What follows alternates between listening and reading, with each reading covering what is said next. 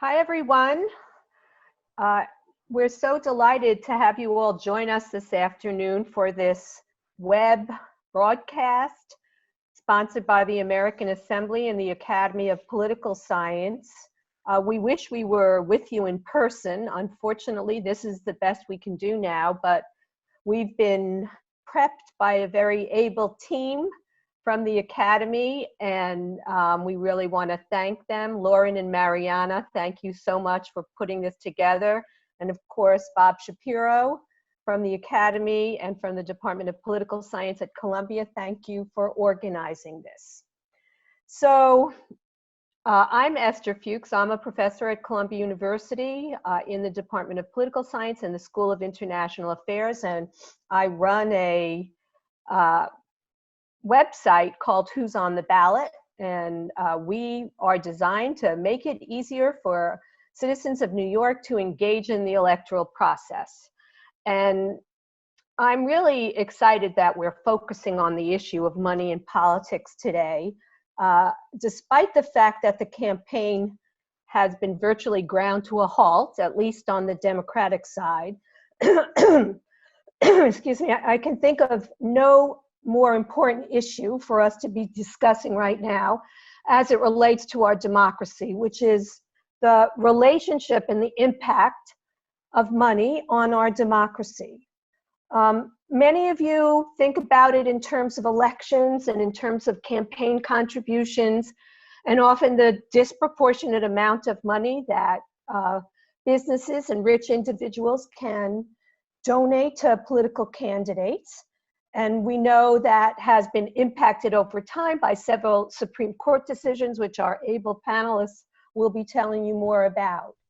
But we're stuck at the moment, at least at the national level, with a very inadequate campaign finance laws, in which it's pretty clear that the rich and well-organized have a disproportionate influence on elections. The other area, of course, that we will discuss today is the impact of money on governance and on public policy itself. So it's not that this influence stops after the campaigns end, after the election is over.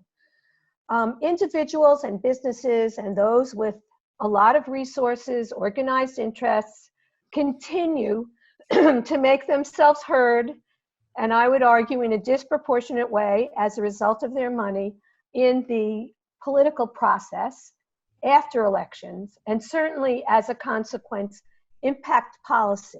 And this happens at the national, state, and local levels.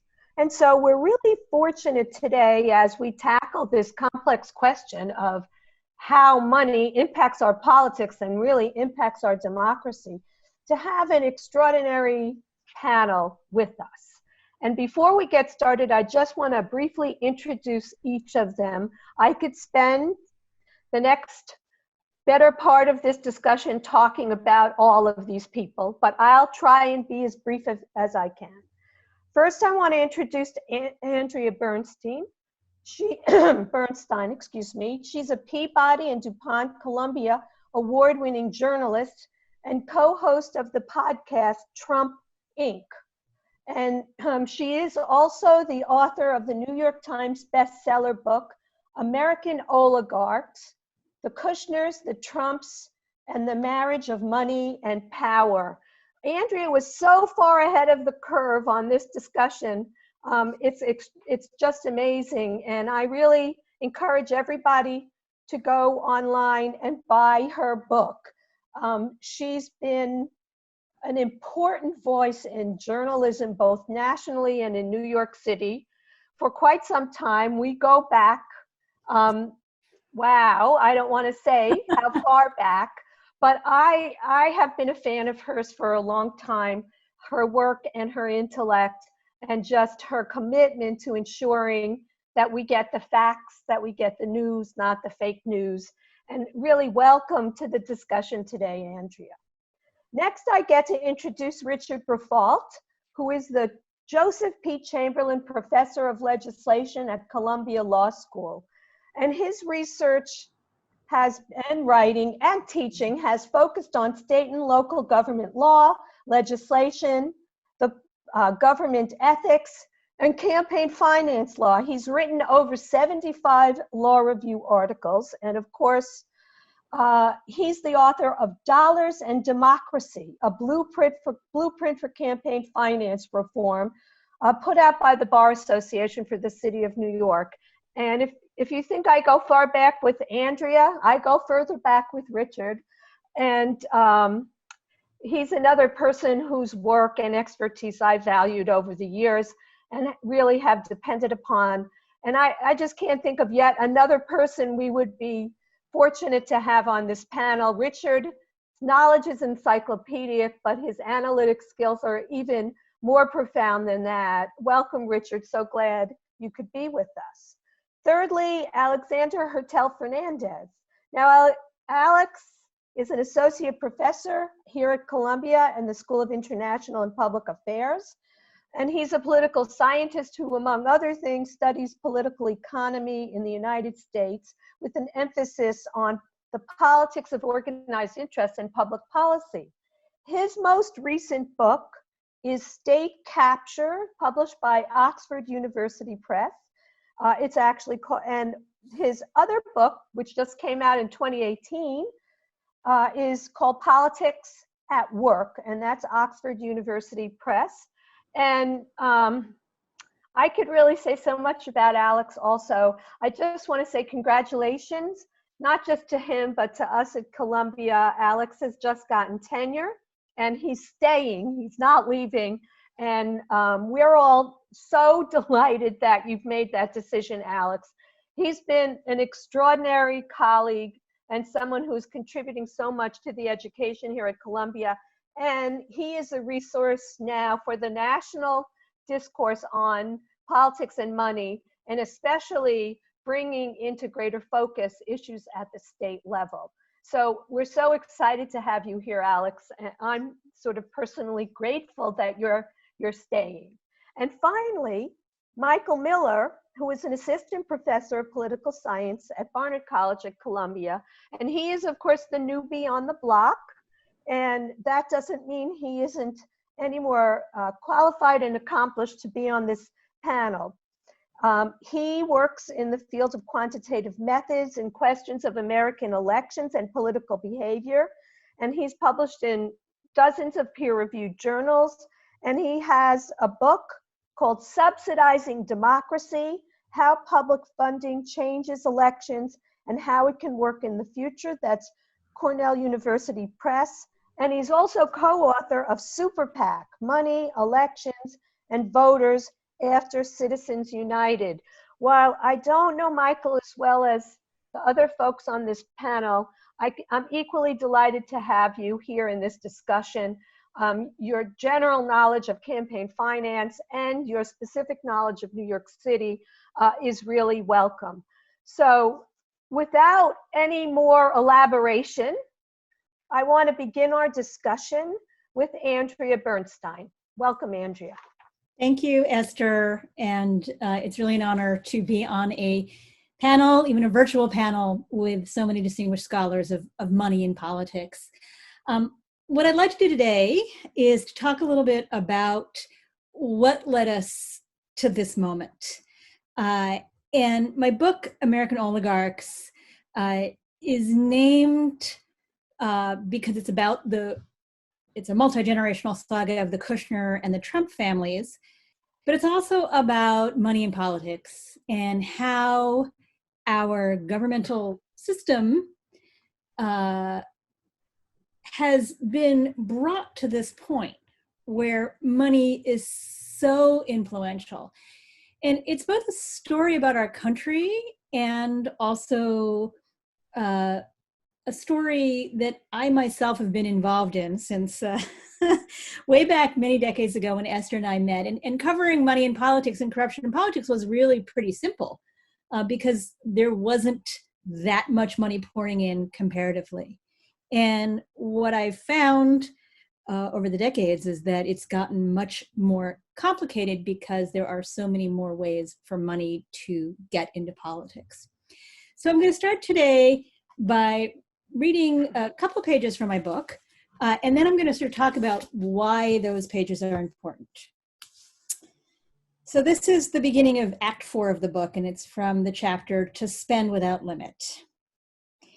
In October 2010, in the run-up to the midterm elections, I paid a visit to Canton, Ohio, the seat of Stark County, about an hour's drive south of Cleveland.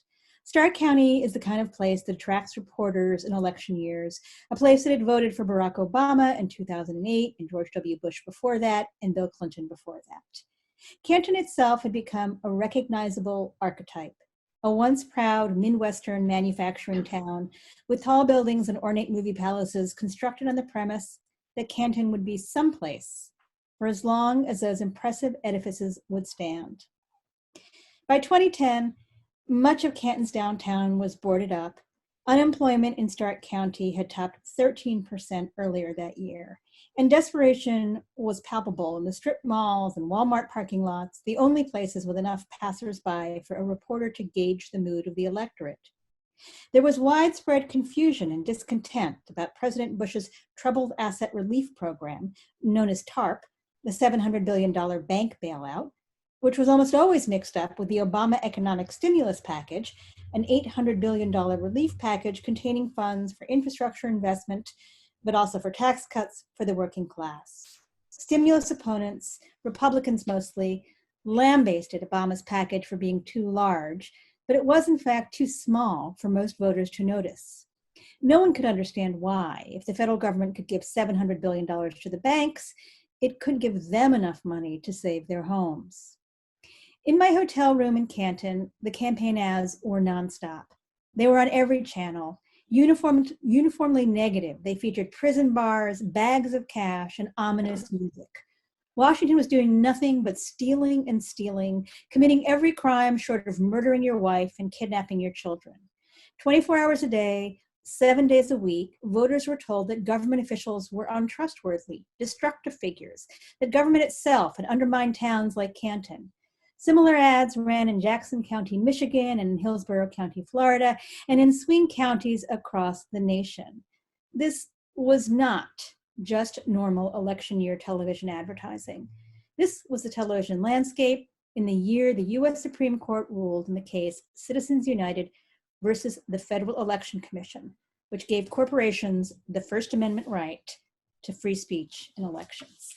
So I know there's going to be a lot of talk about campaign Citizens United today. But I wanted to start with that anecdote because for me it was a really, it was one of those watershed moments in my reporting career where I could see the effects of a court decision playing out before me. And not only were there these television advertisements, but you could see voters saying things. Of course, if you hear 24 hours a day, 7 days a week, you can't trust government, government is bad, Washington is bad, that is what voters are going to come back and tell you, and they did. So just 2 years after Obama was elected with this message of hope and change, there was widespread distrust in government and discontent. And of course, it was bad in 2010, it got worse in 2012, and it got much, much worse in 2016 in terms of the unfettered barriers towards money flowing into elections. So what we had when Trump announced his candidacy in June of 2015 was a situation where for 5 years already, voters had been getting this message about the system being broken, about government being broken, about everything needing to be upended. And of course, that was Donald Trump's message as well, that everything had to be torn down, the system had to be broken. In the primary campaign, you may remember that Donald Trump campaigned that he was going to self-fund his campaign and that he was going to be, one of the reasons that he couldn't be bought, he argued, was because he was paying for the election himself. And he went to some length to point that out to voters, just to say he couldn't be bought. There was his slogan, "Drain the swamp." During one of the debates, he talked about how as a businessman, he had made contributions to elected officials. And then he said, and when I call them 2 years later, 3 years later, they are there for me. Now that may be one of the truest things Donald Trump has ever said. He made a career, as did his father before him, of giving enormous amounts of money to politicians, really, really big money to people that he specifically wanted things from. And it was really interesting to me because in my years of covering politics, when I noticed big donations, I frequently call the recipient and I say, do you know why so-and-so gave you this amount of money? And almost always what they say is, well, because so-and-so supports my agenda. But when I called New York officials and said, do you know why Donald Trump gave you this money? They almost always said, oh, yes, I know, because Donald Trump called me and told me he wanted a permit. He wanted a tax abatement. He wanted some other kind of package of benefits from the government. And he made that known. And he would say to them, these officials said to me, I give you a contribution. Where is my benefit? So that was the mindset which Donald Trump came into the campaign. And of course, he said at his convention speech, I alone can fix it, the rigged system. So even though he presented himself as someone who couldn't be bought because he was funding his own campaign, he was the beneficiary of these longtime trends, which we're going to hear more about this afternoon, which weakened the campaign finance system. Hundreds of millions of dollars in outside spending, while not directly to his campaign, supporting his message. So there are those who point out that Hillary Clinton spent quite a bit of money on her own campaign, which is true. But when you tally up all of the money that came from outside forces that supported Donald Trump, he was without doubt a great beneficiary of huge campaign contributions enabled by Citizens United. After the primary, he did begin to take donations.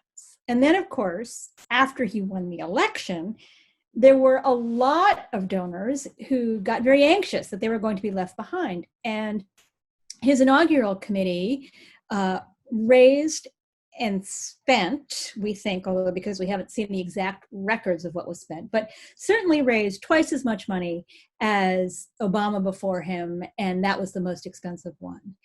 And there were donors that were pouring money into Donald Trump, some familiar donors that give to all candidates, and some interesting ones like the casino industry, which was a very generous donor and popped up on the inaugural committee. What we've seen since Donald Trump was elected is that he has signaled to people that he is going to treat them the way he expected to be treated as a private businessman. And he does this every day. He probably did it yesterday, and I just wasn't paying close attention. I certainly know that he did it last week, where he signals to people that if you give him donations, you will get benefits. Not only give donations, but pay him directly through patronizing one of his various businesses, his golf courses, resorts, hotels. People post it on social media.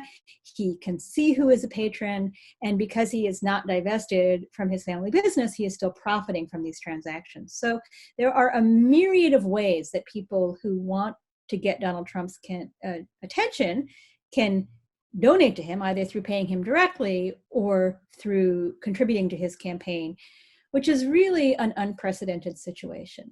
And we see at the same time that this is happening, we see people that make generations to Donald Trump and to his allied causes getting unprecedented access. I think the most probably famous and well-known examples of these are Lev Parnas and Igor Fruman, who are at the center of the impeachment scandal, who gave large amounts of money to Trump allied committees.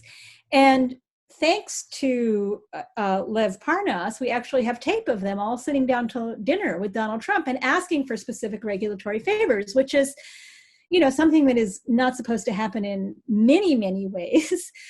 He's not supposed to mix his personal fundraising with his political action committees. He was raising this money at his own hotel, which means he personally was profiting from it. And also, we got to hear, in that case, many people in the extraction industry asking favors of Donald Trump.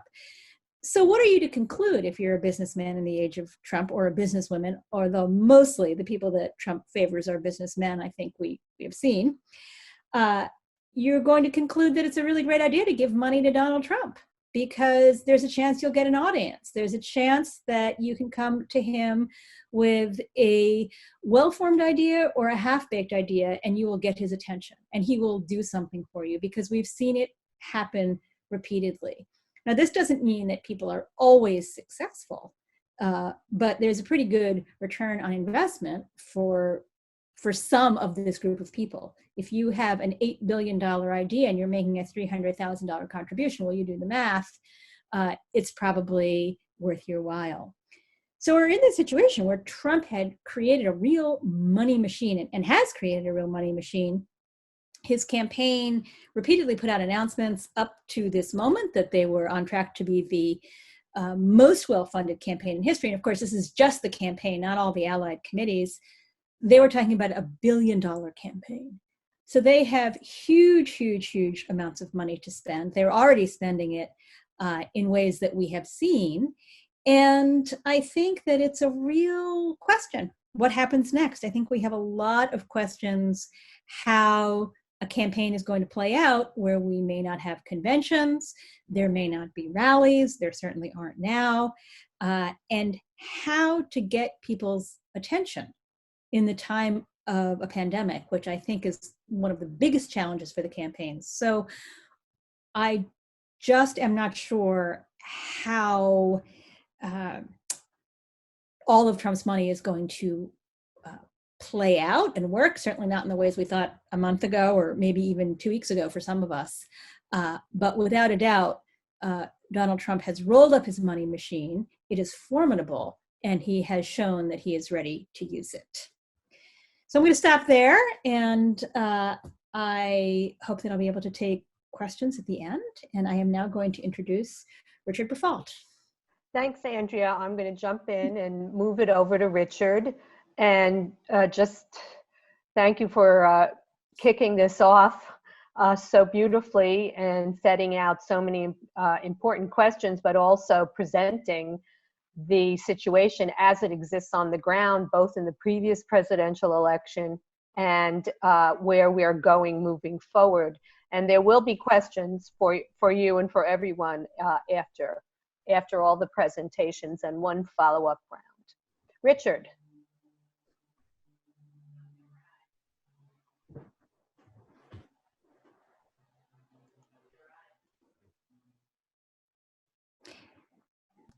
I am now unmuted. All right. Thank you very much. Thank you, Esther. And thank you to the Academy for inviting me to join you today. Andrea is a tough act to follow, both the stories that she told and the way she put it together.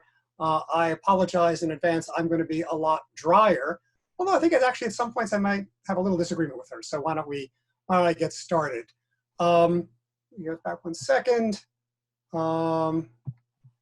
Hold on 1 second, sorry.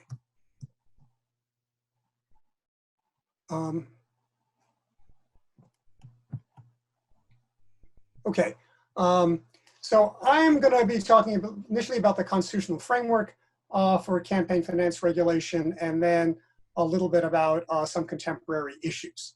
So the foundational case is Buckley v. Vallejo, which was decided in 1976 in response to Congress's enactment of the Federal Election Campaign Act of 1971 and then additional amendments in 1974. Supreme Court said a couple of things in that case. One is that the regulation of campaign money triggers serious First Amendment review. Court never did say that money is speech, although that's how the case is often paraphrased. But what the court did say, and I think it's hard to disagree with this, is that the raising and spending of money are necessary for the dissemination of campaign speech. Having said that the First Amendment applies, the court then created a series of distinctions. First, it said that contributions may be limited. Contributions being donations to candidates, to political parties, and to groups that give to candidates. Contributions may be limited, although they are needed to fund campaign speech. They are not campaign speech itself. They're the fuel that helps drive the campaign car. So that restrictions on campaign contributions may be limited. Restrictions may be subject to what the court called exacting scrutiny, but the restrictions can be justified by the public interest in preventing corruption and the appearance of corruption. You know, I'm sorry, okay, hold on a second, okay. A bit of a sticky keyboard here.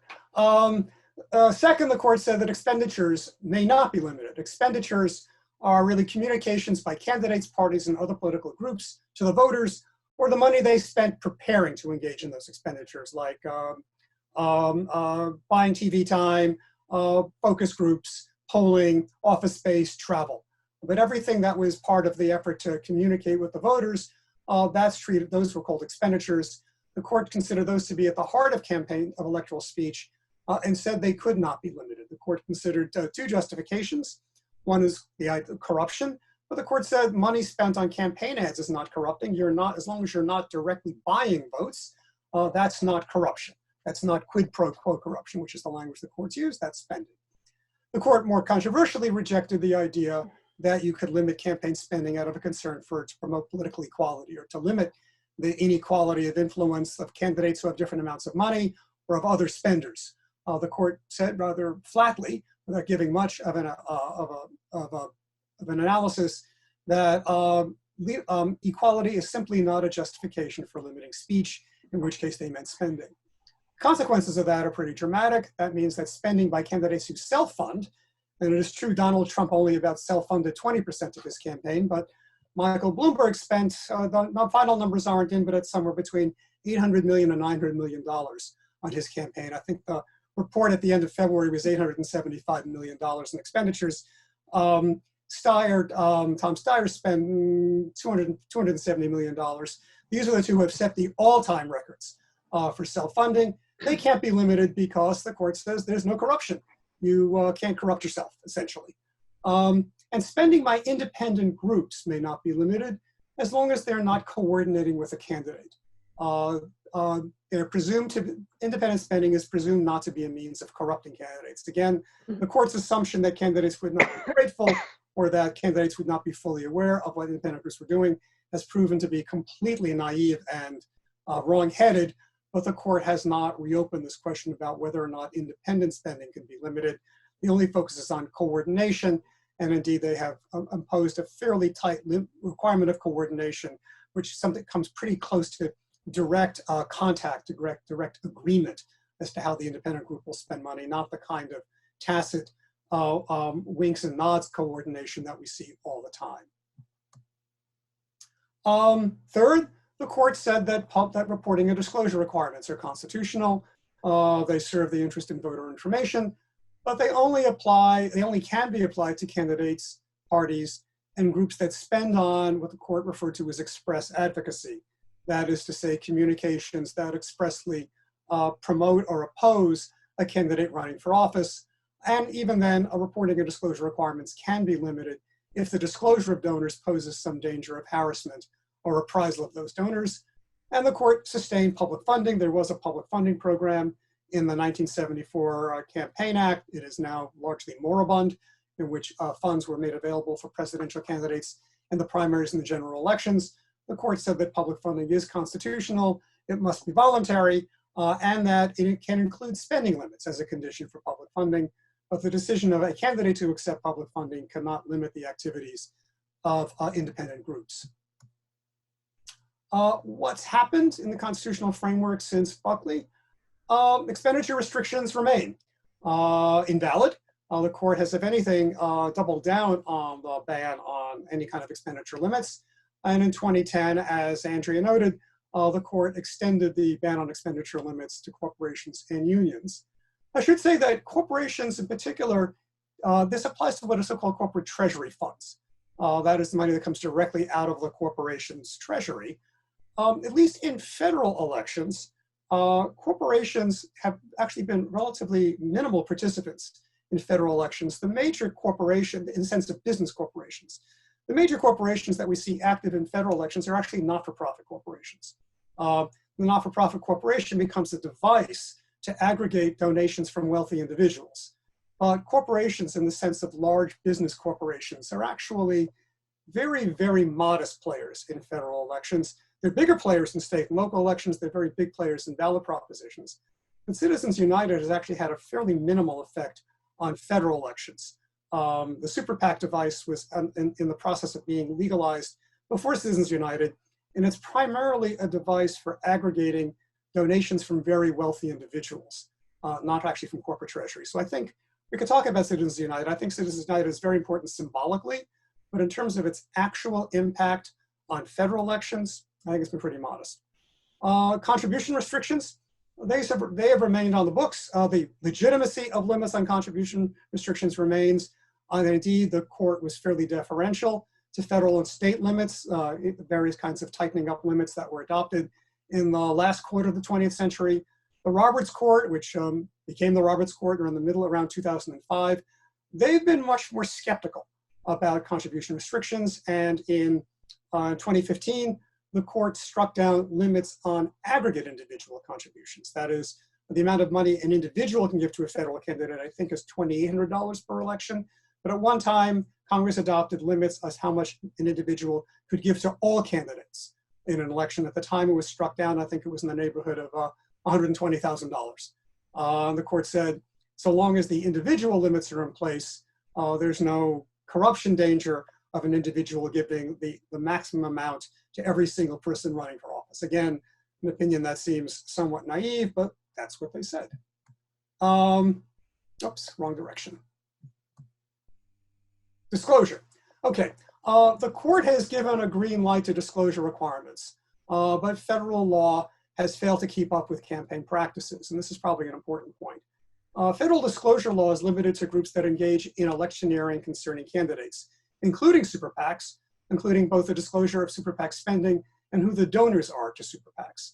The big gap in federal election law has been in electioneering by nominally non-electoral groups, so-called 501c4 organizations, organizations that definitely considered to be social welfare organizations, organizations that have an interest in public policy, like holding down taxes, or limiting or not limiting gun control or anti-gun control, right to life or anti-right to life, environmental protection, or promoting greater fracking.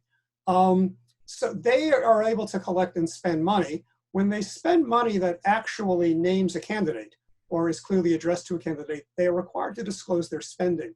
But to the extent that they are primarily not engaged in electoral politics, they may be engaged in politics, but not in electoral politics, they don't have to disclose their donors. It is probably the case that they could be required to disclose their donors as a matter of federal constitutional law. But so far, federal efforts to congressional efforts to expand federal disclosure law, the so-called Disclose Act of 2010, have failed. The Disclose Act of 2010 passed the House, but was blocked by a filibuster in the Senate. The current Senate under Senator McConnell has expressed absolutely no interest in anything that would increase the amount of federal disclosure.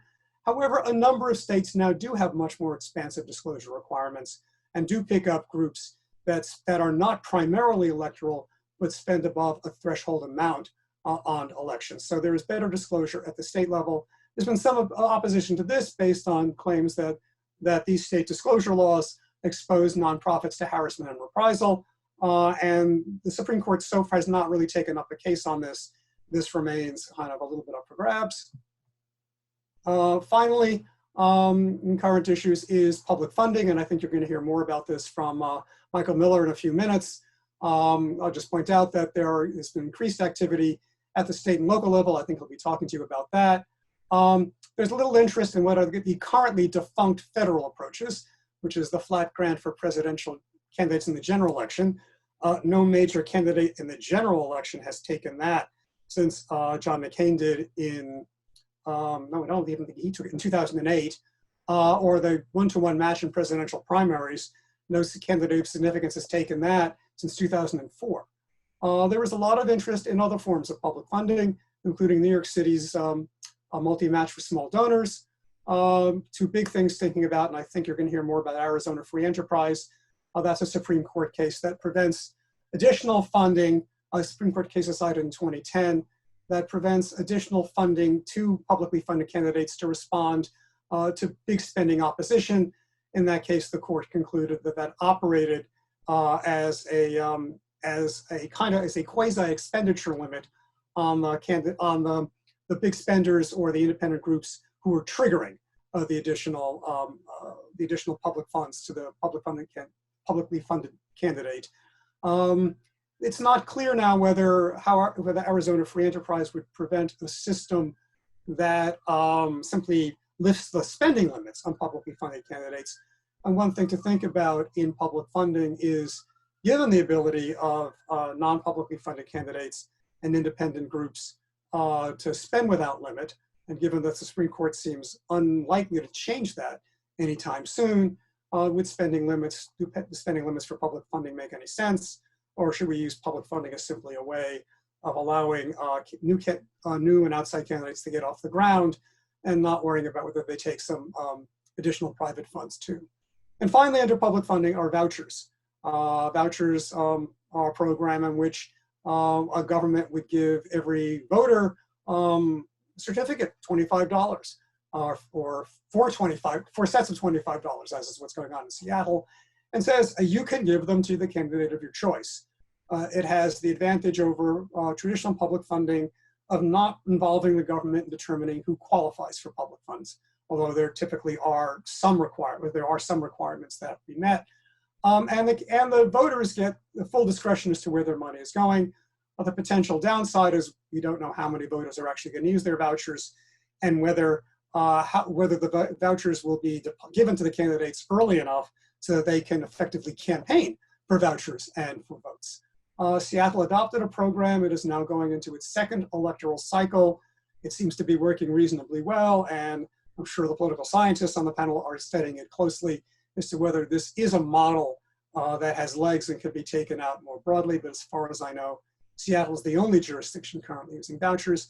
And the Supreme Court just last week, I think, actually declined to hear a constitutional challenge to the Seattle voucher program. On contributions, more states are moving to set ever lower limits. This is, I believe, on a collision course with the Supreme Court's thinking, which I think is, the Supreme Court, I think, is tightening up its review of contribution limits and thinking about forcing governments to really justify their value in terms of preventing corruption.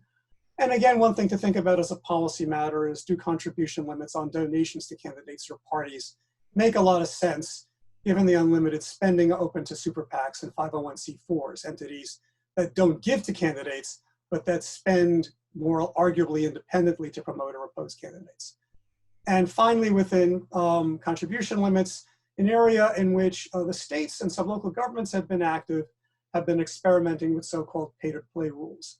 Tighter limits on government contractors, and actually currently at the federal level, government contractors are prohibited from making campaign contributions. And more broadly, on all those who do business with government. New York City has a rule like that. Some places that have them for some elections, and many places the insurance commissioner is directly elected, or the casino regulatory commission is directly elected, so you may have pay-to-play bans on people making contributions from those regulated industries. Should those be expanded? And there's an also interesting set of proposals about tightening up on campaign contributions made by lobbyists. Federal law has an enhanced disclosure requirement for lobbyists, but no special restrictions on lobbyists. Conclusion. So two areas in which there is very little, there's been a lot of action in the real world, but relatively little action in the legislatures have been foreign money and the internet. Foreign money has long been illegal, and that ban was sustained by the Supreme Court not that long ago. But it's difficult to enforce, as we discovered in 2016, and especially for foreign corporations. And having said earlier that corporate money doesn't play a big role in US elections, there's a lot we don't know about foreign corporations, because we don't know actually how to define what makes a corporation foreign. That didn't matter when all corporate spending was banned, but it matters now, since corporate spending is allowed, but foreign corporations are banned. And although Citizens United was decided in 2010, in the 10 years that have elapsed, the Federal Elections Commission has not done a rulemaking that attempts to define what a foreign corporation is. And since last August, the Federal Election Commission has not had a quorum. So they're unlikely to be doing that anytime soon. Finally, the internet, and this actually does connect with our current election. The internet is largely regulation free, and this is a result of the Telecommunications Act. Paid internet, social media ads must be reported, but nothing else. One question is, can there be more regulation of spending on the internet? We're moving into an election where it is likely that there'll be huge amounts of internet and social media spending. as obviously there'll be TV and broadcast spending, but as campaigns move from the streets and the arenas and from public places into the internet and social media, there's going to be more, and candidate campaigns are already moving in that direction. I think our campaigns are going to be more and more social media centered. There is very, very, very little regulation of any of this. Unlikely anything will be adopted this year, but it is clearly an area that we need to be thinking about down the road. And I think that's the end. Thanks, Richard. The encyclopedic knowledge that you have of campaign finance law always amazes me, and it just speaks to the advantage that those who can afford good lawyers in this democratic process that we're engaged in actually have a tremendous advantage. We're lucky to have people like Richard working in the public interest on a variety of appointed positions and positions in which he doesn't get paid a nickel to do this kind of work. The devil is always in the details, as they say in here. It certainly is. I want to move on to Alex and have him do his presentation. Alex. Great. Thanks so much, Esther, and thanks so much to the Academy and the Assembly and Bob Shapiro for organizing this event. I think it's such a great example of how social science can be brought to bear on these really pressing questions. And in this time of crisis, I think it's exactly the right move for getting social scientists, especially political scientists and those studying the political process, to bring their tools and their insights to bear on what's happening to help make sense of it. So I wanted to start by taking us in a slightly different direction from the really great material that you've heard so far, and that's to focus on a different outcome. So think a little bit more about policy and governance rather than the elections piece that we've heard about, and then think a little bit more about different ways that money can make a difference in American politics, not just through election time contributions or wealthy individuals acting on their own, but the ways that wealthy people and private sector businesses especially can form organizations that have enduring impact on American politics. And the issues of policy and governance that I wanted to focus on for my presentation are some of those that are implicated in the ongoing crisis that we're living through right now, and thinking about the economic and the health crises that we face during this ongoing pandemic. And in particular, I want to focus on two important social programs in the United States that we're depending on to recover from this crisis. Medicaid, that's the federal and state program to cover low-income and poor individuals with health insurance, and the state and federal unemployment insurance system, which is the main way that we provide assistance to those who have lost their jobs, and is a major way that the government right now is trying to provide support for the millions of workers who are or will very soon find themselves out of a job. And I want to talk about the ways that money has shaped the infrastructure of those programs in ways that has crucially limited the response that our government can take. So let's start with Medicaid. So just a few days ago, I came across this article in the Kansas City Star that was telling a rather heartbreaking story of a woman named Melissa Dodge, who's a grocery store clerk. And she's currently uninsured. She's in this bind because she makes too little on her job to be able to afford the sort of subsidized health insurance plans that the Affordable Care Act created and that are available through new state-based marketplaces. But she works too few hours to receive benefits through her employer. And because she has a job, she makes too much money to qualify for Medicaid, the program for very poor individuals. And that's because she lives in a state, Kansas, and where the state has decided not to expand Medicaid as part of the Affordable Care Act. That was a key piece of this health reform legislation that the Obama administration passed that was eventually curbed by the Supreme Court in 2012. The Supreme Court said that each state could decide for themselves whether or not to expand Medicaid to cover these near poor individuals like Melissa Dodge. And so it turns out that there are, in fact, several million individuals like Melissa Dodge who live in states that have not expanded their Medicaid programs as part of the Affordable Care Act. At the beginning of this year, in January, there were 2.3 million Americans like Melissa who fell into this coverage gap. And there are certain to be many more in the coming weeks as people either lose their jobs or have their hours cut back and no longer have access to health insurance through their jobs or cannot afford health insurance through the health insurance exchanges. But again, make just enough money so that they don't qualify for Medicaid in these states. So that's a major hole in our safety net that's leaving many people vulnerable precisely at a time when we think that more people should have access to health care and health insurance. So that's Medicaid.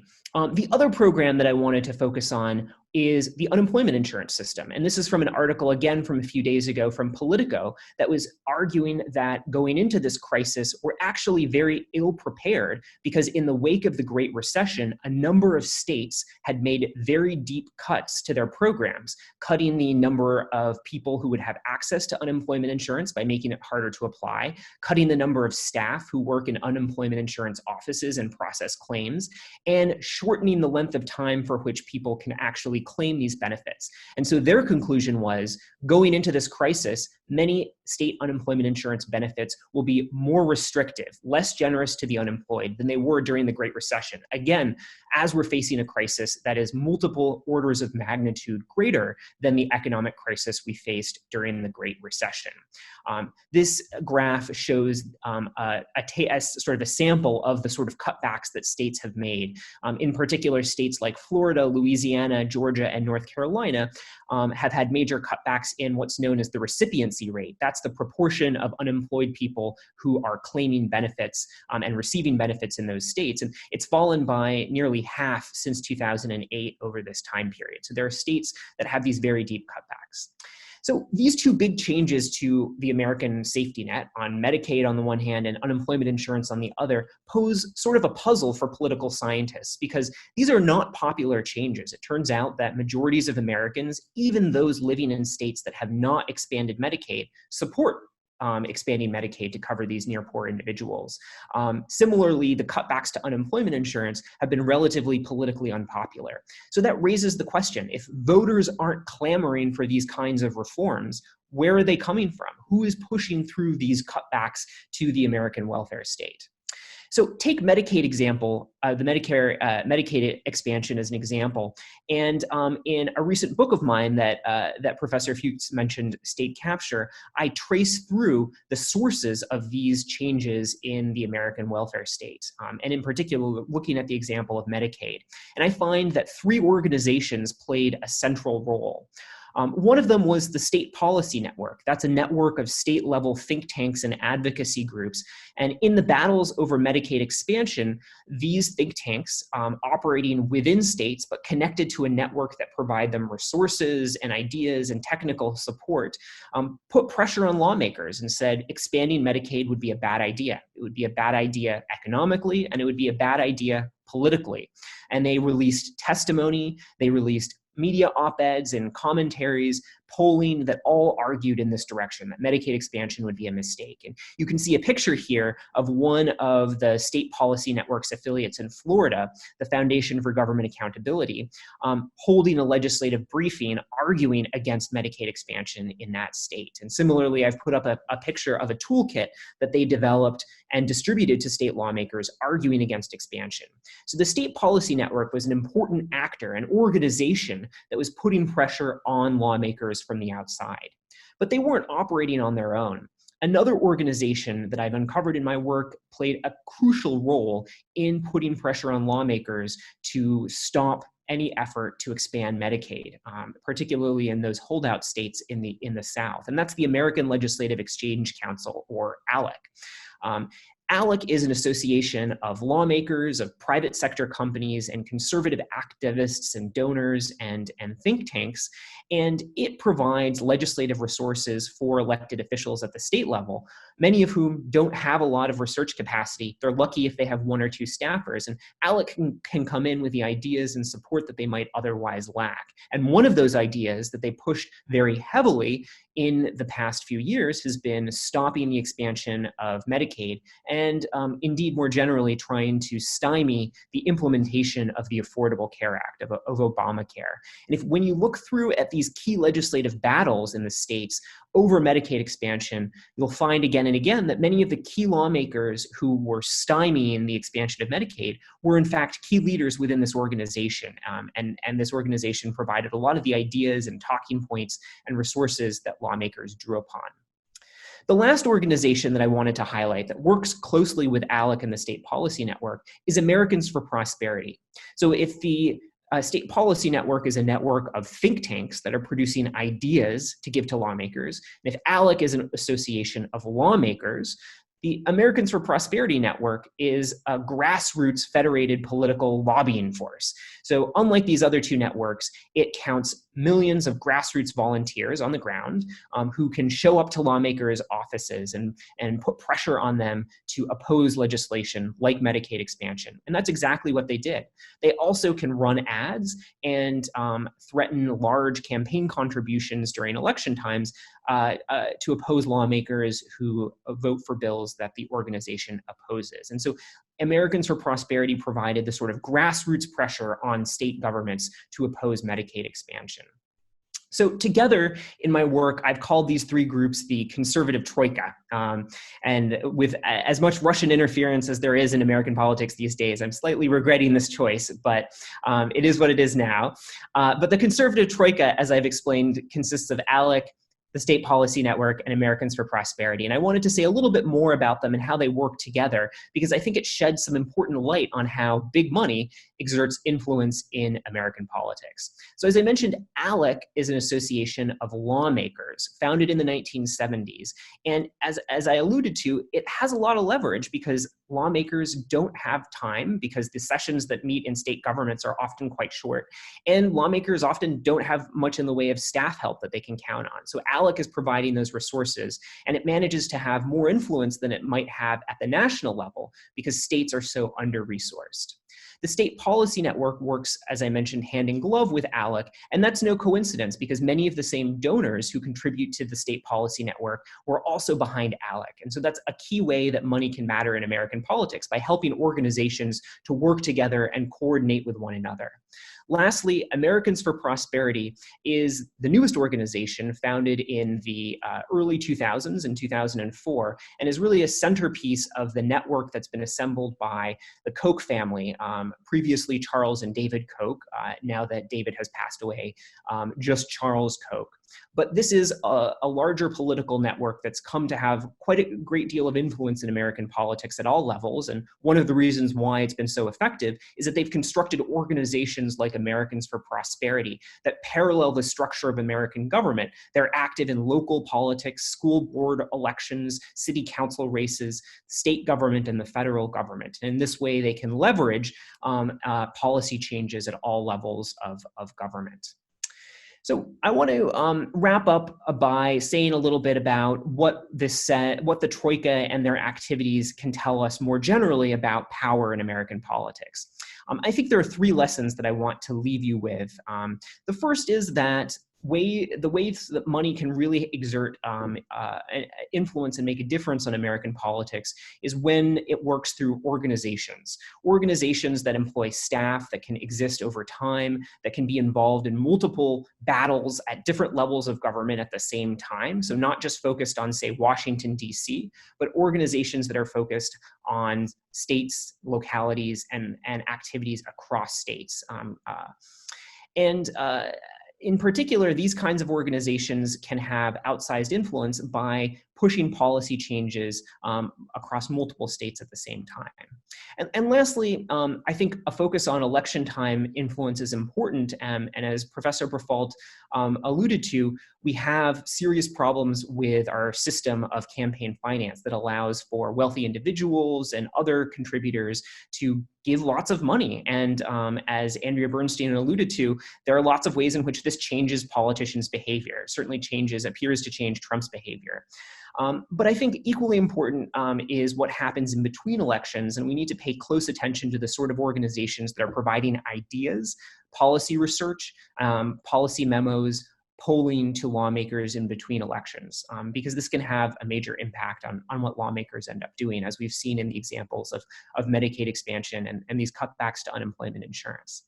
So I think I'll end there and turn it over to Professor Miller. I'm really looking forward to your comments and your questions.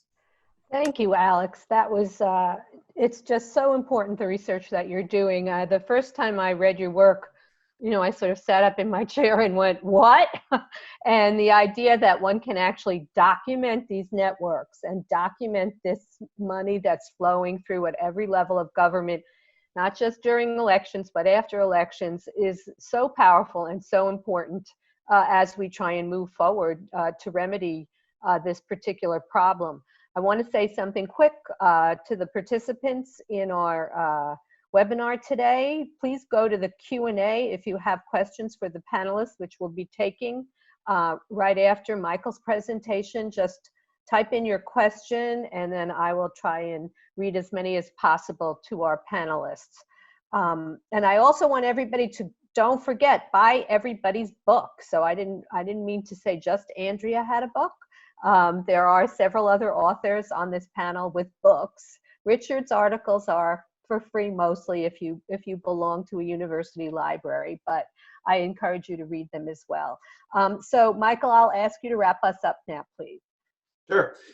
Speaking of flows of money, I want to talk a little bit about a particular type of flow of money. And in thinking about how to structure what I was going to present here today, I really take it from a question that a student asked me last week, which was, what is the future of public funding? So I thought, why not just title the presentation, The Future of Public Funding, and tell you where I think we might be going and what we know and maybe don't know about public funding. So before we get there, I just want to lay some groundwork, and Richard really talked about this, but public election funding has been with us for a long time, since the early mid-1970s, where Congress built this presidential public funding program to, in the wake of Watergate, trying to diminish the corrupting influence of money in presidential elections.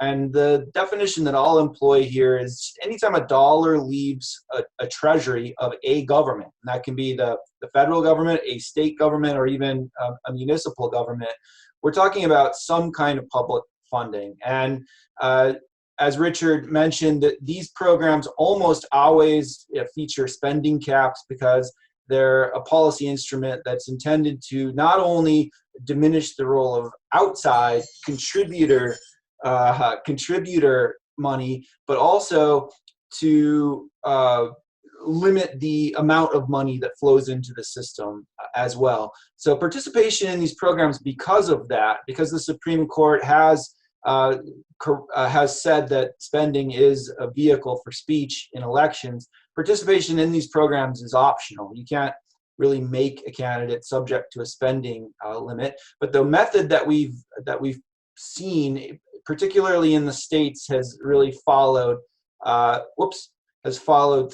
two lanes.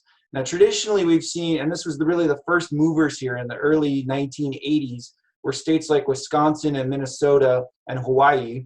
And the programs aren't all going anymore. I think Wisconsin has rescinded theirs, but the partial funding states, they would set a limit, and it is usually about $30,000. A lot of people are surprised that that's still all it really costs to run for a state legislature. And so they would set the spending limit to be what they thought was a fair representation of a viable campaign. And if you're running for the state house in Minnesota, they would say, we're going to give you a direct payment of about $8,000. It's enough to get you going, and should provide some seed money, but we're going to make you raise the rest, just like any candidate would. So that's how those. So because you're only getting part of the spending limit, we call them partial programs. The full funding states, these are often referred to as clean elections programs, and the same logic would apply in Arizona, where the limit beginning in 2000 was about $30,000 to $35,000 for a state house election. The difference, though, is if you want to run for state house in Arizona during this time period, you demonstrate to the state you're a viable candidate by raising 210 contributions of exactly $5, which is way harder than it seems. It's a lot of hard work. And with those fives, as they're called, in hand, you go back to the state and you say, look, I'm working hard. The state certifies you and gives you all of the money that you need to run a campaign. And so in the clean election states, which in legislative elections have traditionally been Arizona, Connecticut, and Maine, although a broader sample of states use these programs for their judicial elections. And they've expanded since I wrote this book to other states as well. The idea here is that these programs really give you all of the money that you need. In fact, they're guaranteeing that they lock private contributions out of the system. Arizona in particular was coming off of a bribery scandal when this passed by public referendum in the 1990s. And then there's this other feature that is kind of interesting, which is this matching funds provision. So if let's say I'm a social studies teacher in Prescott, Arizona, and I want to run for the state legislature, but I don't necessarily have all that money. I'm going to run as a so-called clean candidate. I'm going to take this public money. But if I'm challenging a 3-term incumbent, that person might easily be able to exceed that spending limit. So they're incentivized not to participate. The thing is, though, if I'm running against that candidate, the state is going to match that person's expenditures by sending me a check every time that person spends above my spending limit, up to about $100,000. And so I'll return to this point later, but the program as designed was supposed to guarantee financial parity between all of the candidates who were running, regardless of whether they participated. And so I thought, as a graduate student, this was a great program to engage with some questions. And so I set out to really understand how these programs were changing politics in the state. And before I go into that, I want to say what these programs don't do. They don't seem to diversify the candidate population very much. So you might well think that if you're a blue-collar worker, a program like this might pull you in, but it turns out it's not providing you any living money. It's just eliminating your obligations for running the race. So we haven't been able to find any effects there. There's very limited evidence that it diversifies the candidate pool in gender or race terms. There's very little evidence that these direct subsidy programs affect election outcomes. So challengers aren't winning elections where they otherwise weren't, but they are making elections closer. So that's one thing. The financial gap is narrowing. So incumbents are finding it we're finding it harder to bury challengers in money. And some of the arguments that I make in the book is that I say these things are analogous to like an aircraft carrier able to launch a plane into the sky immediately by erecting those barriers that they can push back against. And in that same way, by giving the social studies teacher from Prescott all of the resources that would only usually accrue to candidates with a lot more connections and experience and political clout, I have found that these large subsidies can manufacture high quality candidates that may not otherwise have found their way into politics, at least at the level that we see them. The other interesting finding from the book is that because they're not raising money, remember, they can't. They're barred from taking private contributions. They don't go to the beach with or the theme park with the time that they would have spent per week. They actually reinvest that into their campaign. So instead of dialing for dollars, they're doing the things that candidates always wanted to do. They're knocking on doors, they're meeting with interest groups, they're doing actual politics. And so what I found is that the candidates who participate in these programs are spending a lot more time interacting with voters over the course of the campaign. And it translates in a election cycle to thousands of contacts with voters that might not have happened before. So one of the arguments in this book is that the real benefit here is not money at all. It's freeing candidates from the burden of fundraising. And because of those interactions, another secondary effect that I report in the book is that more people are voting. There's a much higher percentage of people, about 20% actually, who are showing up to vote in the presidential election and then voting all the way down into the state house election. And one of the reasons that I think that is because they're more likely to have met and talked with the candidates. So the election feels a higher salience. But I had this unfortunate thing. I finished my dissertation as a graduate student in 2010, and then 2011, we had this Supreme Court case that completely gutted these programs. Richard alluded to it. This case is sometimes referred to as Arizona Free Enterprise versus Bennett. It's also brought by State Senator John McComish from Arizona, and he made a First Amendment claim on the matching funds provision. He said, if Miller's running against me and I want to have a rally, and I know I'm going to spend $5,000, I'm not going to do it because it's going to trigger a $5,000 contribution to my opponent, and that's going to chill my speech. Now, even though some of my work at the time going into that trial showed that there's very little evidence that this was happening. In fact, the traditionally financed candidates were actually gaming the system. What you're seeing here are the matching funds allocations that are charted by time. And rather than going through the columns, I'll just tell you what these candidates were doing. The traditionally funded candidates were making contracts with advertisers and door knockers and everybody else for the last weekend of the campaign. They weren't paying them. They were just making the contracts, and then on the Saturday before the election, they would fund them, and they would have all of a sudden burst of campaign activity. And you can see that there are times when the majority of these matching funds allocations are happening in the final week of the election. So as a participating candidate, I would get that money, but I'd get it on the Wednesday after the election. And so they were really gaming these systems, far from having their speech chilled. But the Supreme Court didn't see it that way. It struck down the matching funds provisions of the clean elections programs, and that's resulted in a lot lower participation. Candidates don't see the models as attractive when they know that an incumbent might still outspend them 2 or 3 to 1. And so we've seen participation rates really decline since the free enterprise decision.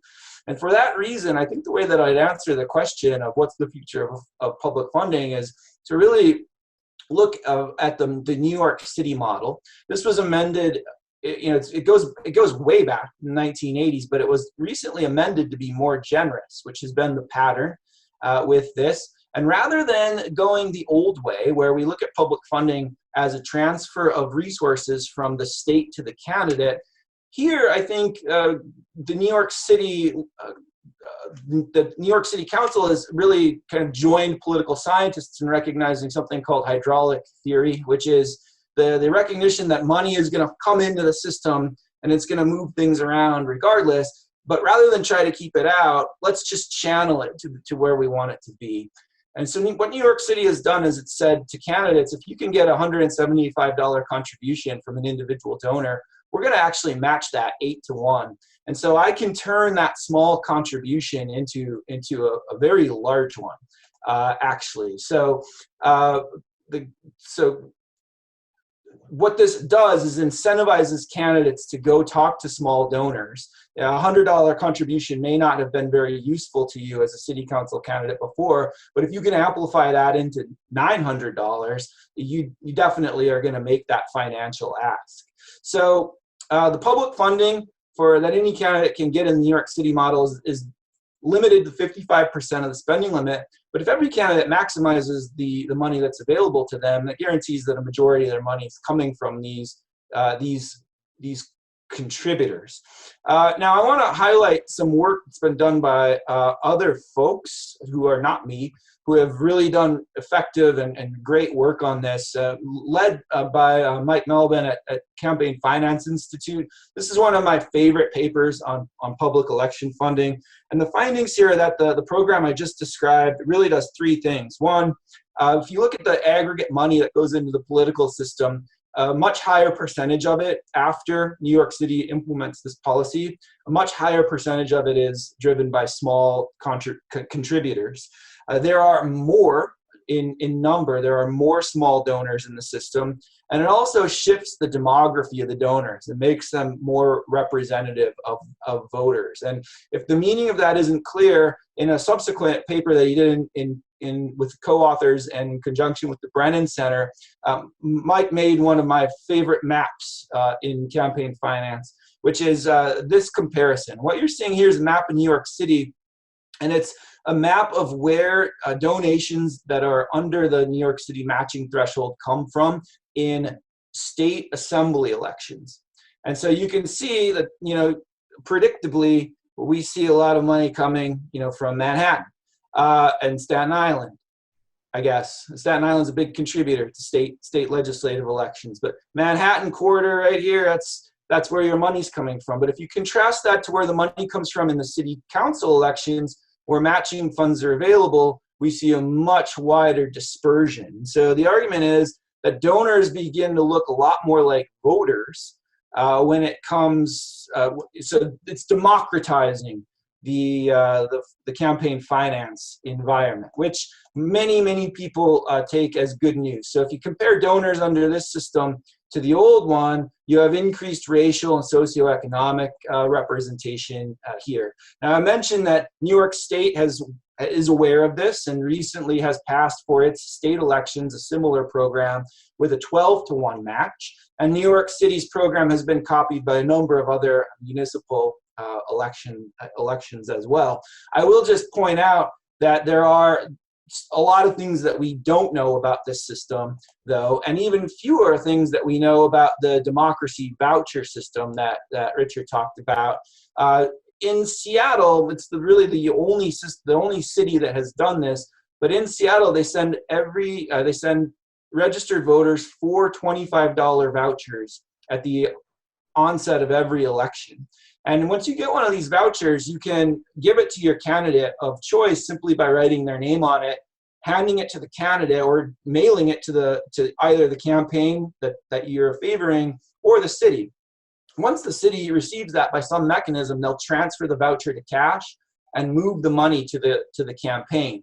And so this is a way let people have a little bit of choice without actually putting any of their own money into the game. And one could make all kinds of theoretical arguments for why this might do many of the things that New York has done. But again, we know very little about what this is actually accomplishing. And I will say that the early evidence suggests that it might be benefiting incumbents primarily. The vast majority of money via vouchers went to incumbents in the first election that we did under vouchers in Seattle. And one of the reasons for that is that the system actually depletes in the order that it receives vouchers. And so if you're a candidate who knows you're going to run, as soon as those vouchers hit, you can hit your donor list and tell people to send them in. And then 4 months later, once the fund has been depleted, if you're that social studies teacher, this time in Seattle, you don't have as much money to play with. And so I think we're probably looking at some tweaks here, but we don't have a good sense. And that's just in wrapping up, I think, where I would close. I would say that while we are going to these systems, and I highly endorse them, I think early work on this is very promising. I think that we should be hesitant to look at all public funding as normatively good and uncritically good, because another thing that we know in political science is that small donors are more ideological and more ideologically motivated, and often more ideologically extreme than a lot of the institutional donors. And so in favoring them, we could lead to incentives where our elections are further polarized. I don't have any evidence for that, but it just is it's a reminder that there's a lot that we still don't know about these programs. And anyone who's listening, I encourage you to continue studying. I thank you and await your questions.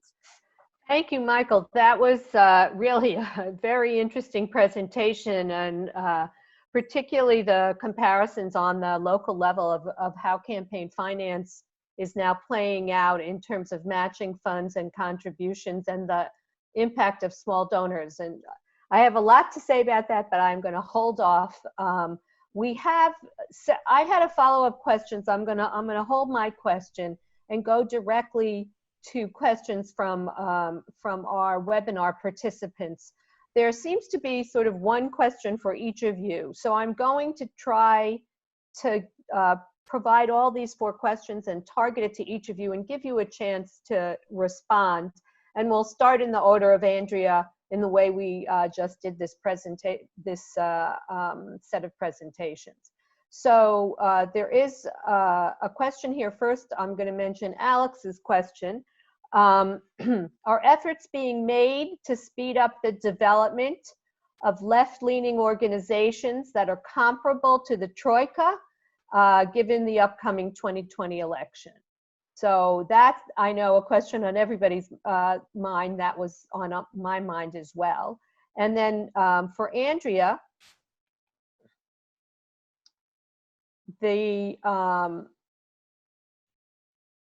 question that was addressed specifically to you is that you mentioned that advertising was changing public perceptions of the federal government in the period before Trump was elected, during Obama's second term, especially.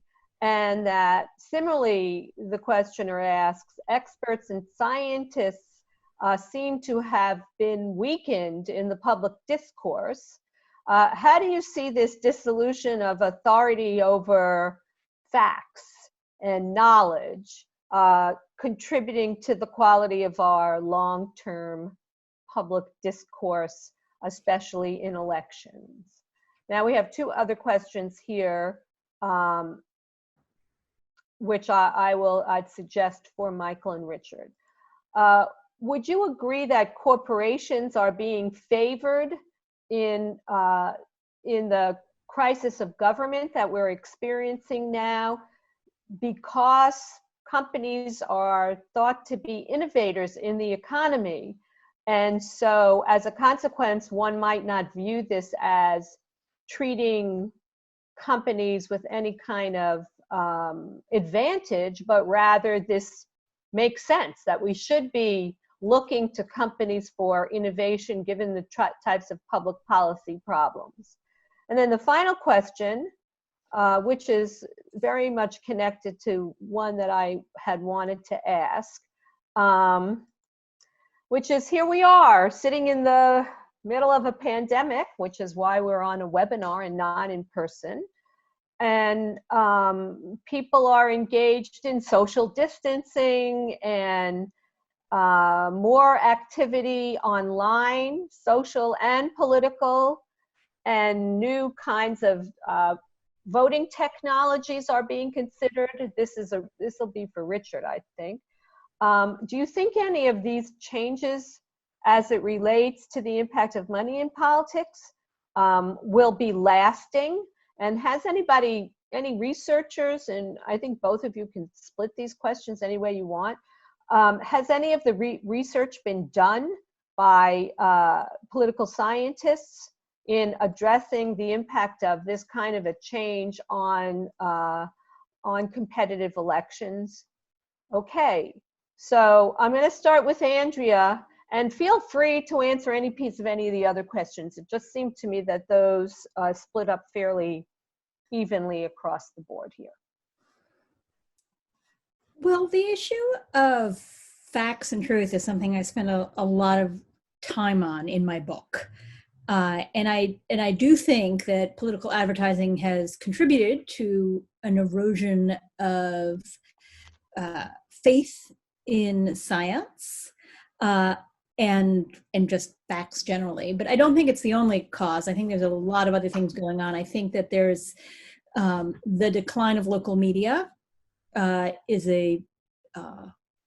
is created a highly troubling contribution to that, and the rise of social media, in which it's very easy for people to share facts. And in 2016, I did a program in New York City high schools with people that were voting for the first time in that election, and I often asked them where they learned information, and they learned it from the internet or Facebook or Google. People were very unsure of the source of their information. But I think more disturbingly, we're seeing it play out in real time right now, with the president arguing with his chief scientists about whether, for example, a particular anti-malarial drug is effective against coronavirus. And I mean, there's been a long-term effort. I mean, well, it's been a 3-year-long effort by the Trump administration to reduce the influence of scientists, to reduce the influence of data, and to, in fact, lay off scientists in the administration. And I think we're really grappling with the effects of that now. So One of the things I wrote about in my book is, as a journalist, one of the things that I see as sort of my duty in life is documenting facts and fighting for the idea of facts.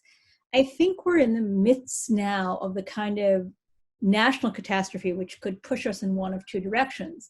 One is it could push people in the direction of more science, when people actually have the benefits of their own experience to compare against what, for example, Trump is saying when he called coronavirus a hoax, which he also famously called climate change a hoax. I think it's sort of going to be clear to more and more Americans that that's not the case. But I also think that because he has, the Trump administration has so much power and people don't have the ability to sort of compare their own collective experiences, it could go in the direction of people believing in facts and truth less. So I think we're in a real inflection point in our country. And I think we are about to see how it plays out in the next months with the epidemic and in this election. But I truly believe it's worth fighting for. And in the epilogue of my book, I talk about Hannah Arendt and how she wrote about one of the precursors to totalitarianism was a sort of moral and intellectual relativism where people would say, that's your opinion versus accepting fact. But I think we're in one of these sort of, cataclysmic convulsions now where things could change. I am sort of ever hopeful that they're going to change in the right direction, or I probably wouldn't do what I do. I did want to say thank you, Esther, for mentioning the book. You can get it on Kindle, and also I read the audiobook if people want to listen to the audiobook while they're, organizing their closets or cooking Alison Roman or doing whatever they're doing. I will read you all of I think it is, I don't know, it's many, many, many hours. I am going to be able to stay around for another 10 more minutes, and then I'm going to have to go because I have to record the next episode of Trump Inc. podcast. So if I don't get to say thank you to everybody who participated, and thank you to all the fellow panelists. I learned really so much from you, and thanks from Bob Shapiro to organizing this. Thanks, Andrea. Yeah, everybody, please promote your book at the end of your comments. I think we'll probably go 5 minutes over just to give everybody a chance, is my guess. So Alec and Andrea, thank you for everything you do. Alex. Great. Well, I just wanted to echo both the thanks to the organizers that Andrea voiced, but also the hopefulness that Andrea voiced, that we'll come out of this crisis both stronger as a democracy and as a society. So thinking about 2020 and beyond, are there groups representing the mass public and progressives that are trying to organize against the Troika? There are, and there has been much more interest in the past, I would say, 3 or 4 years in cross-state organizing on the left than there has been for quite some time. It remains to be seen whether or not that is going to be sustained, though. As I discuss in my book, there were various episodes over the years when progressive donors or national organizations looked at the states and said, we really have to do something. We have to counter ALEC. We have to counter the state policy network. And you'd see these green shoots of organizations emerge, attract some seed funding from a donor or two, and then gradually decline over time as they lost interest from national funders who got pulled away into what was happening in Washington, D.C. So I think the big question I have is there going to be sustained attention from activists and funders in this state level work now, unlike in past efforts? In addition, I would point to 3 broader changes in state level policy that I think will be important to countering the Troika. Those include changes in the media ecosystem. The decline of journalism has been most acute at the state and local level, and we now have really good academic research that suggests that voters are in a very poor position to hold their politicians accountable, particularly at the state level, because those sort of policy decisions don't get made. The voters aren't paying attention and aren't able to connect what's happening in their lives to government policy changes. But the people who are paying attention are these organizations that are waiting until after the election and can put pressure on lawmakers to change policies in the ways they prefer. Really quickly, I'll just mention two other changes that I think are crucial. One is changes in the landscape of political participation laws. So who has access to the franchise? How can people organize and protest? Those are incredibly important levers that in many states are moving in the wrong direction. We're seeing states make it harder for people to participate, even in this pandemic, asking that people turn out to their polling places in the midst of a pandemic to vote, which is, I think, really unconscionable.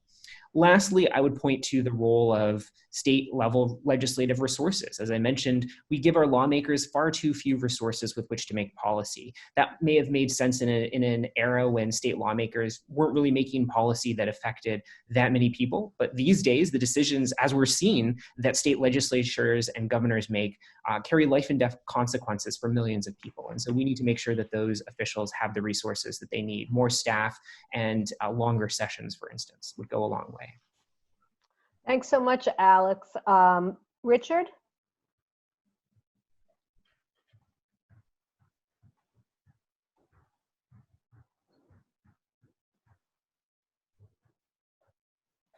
Okay, sorry, it took me a moment to unmute.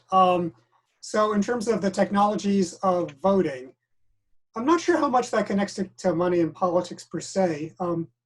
I do think that this year is going to be a major disaster for the technologies of voting. I'm just thinking about two things. One is voter registration, which relates to Alex's last point about getting people engaged. And the other is going to be voting itself. And maybe this may not connect directly to money and politics, except in that both will require a lot of money. A lot of the activity that we count on to get new voters registered, student volunteers, church groups, community-based groups, put tables and petition carrying in shopping malls from the stores, that's all gone. Maybe it'll be back in time, but right now, all of the classic mechanisms of getting people to register to vote are at risk. And even the existence of online registration will often require people to, not just some states, and again, this goes back to Alex's point about state laws and the importance of state laws. Maybe I should go back a second. The entire voting system is largely run at the state level and subject to state, and at the mechanics of it, the subject to state laws. What's the procedure for getting an absentee ballot? What's the procedure for voter registration? Whether or not you need a government issued photo ID, whether or not you need your absentee ballot witnessed, whether or not community groups or political groups can help collect absentee ballots and bring them all in. And right, as he just said, a lot of states have made that harder for people. Well, it's going to be a lot harder now, even for all the talk of moving as much as we can to vote by mail for what's left of the primaries and for sure in November. That's going to require a lot of equipment, a lot of training, a lot of money. And so maybe the role of money in politics on this one is less about the money that goes to candidates and to parties and to independent committees and the money that actually goes to our electoral systems. The House Democrats proposed $4 billion in the CARES law for upgrading US electoral systems. The bill authorized $400 million, excuse me. We're dealing with big numbers here. That's maybe between a fifth and a tenth that's necessary.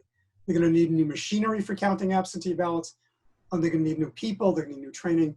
So I do think it's, in some ways, the money in politics right now, but if I were to worry the most directly about for this year, would probably be focused on getting more money into the system to help the states, and maybe to help the states that want to, and to make the states that don't necessarily want to move as quickly as they can to vote by mail, early in-person voting, facilitating voter registration, just to connect with Alex's point that otherwise a lot of people who might otherwise want to vote are going to be locked out of the system, are going to be fearful of voting if we're still in a situation about social gatherings that is like the situation we have now. So I've kind of gotten a little bit off the campaign finance topic, but I think it's an important point. Thanks, Richard. That is a really important point, and it just elaborates how money plays in a variety of ways, including in the legislative process as it impacts our democracy. Michael, I'm going to give you the last point for the panelists, and then I'll wrap up very quickly.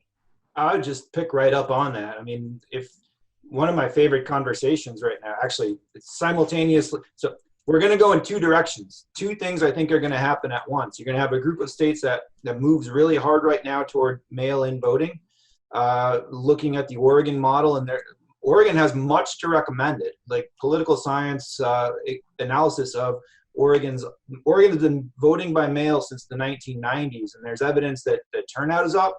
There's evidence that people vote on more of their ballot, presumably because they actually have time to take the ballot to the computer and do all the work. And so there's no reason in my mind for us not to move to all mail voting. And so there's going to be a lot of states that go in that direction, but then there's going to be a lot of states that resist going in that direction. And it all just kind of feeds back exactly to what a lot of the things Andrea was talking about. We're going to see a lot of reasons given for not moving in this direction, and very few of them are likely to be valid. And the states that we would want to see moving in this direction, ironically, are the ones that are probably moving in the mail direction, are probably the ones that are going to fight back. And they're going to be the states that might be most consequential in the presidential election. So that's definitely one thing to watch. And another one, if we are not doing face-to-face campaigning, which is still the bread and butter of most local party organizations, and if there's a well-replicated finding in our field, it's that face-to-face interaction is the thing that moves votes.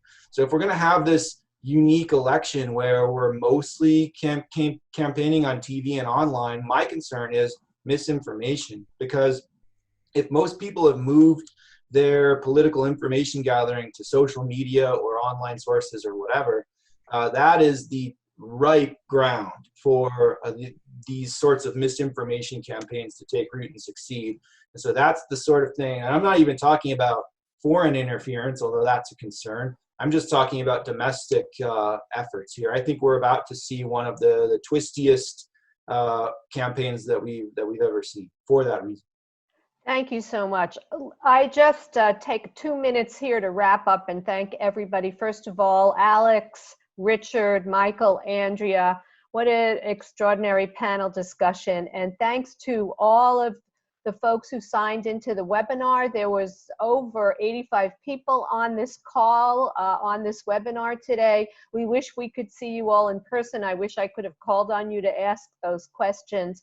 But under the circumstances, I feel grateful to the panelists for being able to deal with the technology and presenting just an extraordinarily interesting discussion. And thanks to the Academy of Political Science and to the American Assembly for sponsoring this. I just want everybody to make sure that they listen carefully or think about what we discussed today. Clearly, the takeaway is enormous for the future of our democracy. It's still important that individual people engage. This election is more important than ever. Money is not going to stop. It's not going to stop having an impact on our politics, and the coronavirus in many ways has exacerbated some of the problems, as was pointed out by the panelists. So whether it is what Andrea talked about in the decline of local media and the rise of social media, and what Alex, Richard, and Michael all have emphasized, which is that the states have an enormous role here, and that there are details in election law which required us to have funded voting systems years ago, and we're really in a precarious situation. And without the public being vigilant, we will have a very uneven playing field in this presidential election. So I'm counting on everybody on this call to get engaged and participate. I just want to thank our panelists again. Good luck to everybody. We'll see you. We'll see you in the campaign.